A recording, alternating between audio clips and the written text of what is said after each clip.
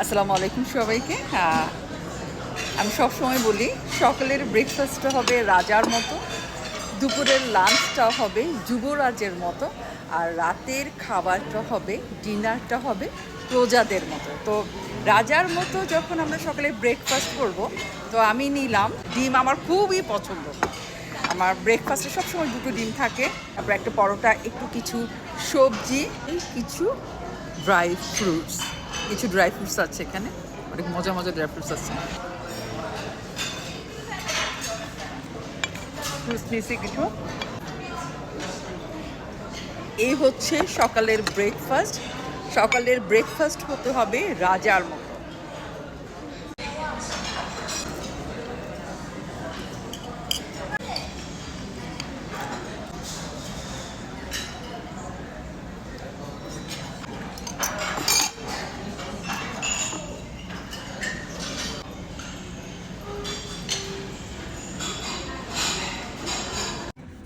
চট্টগ্রামের মানুষ আমি, তাই এই ছোটবেলার অভ্যাস ছাড়তে পারিনি।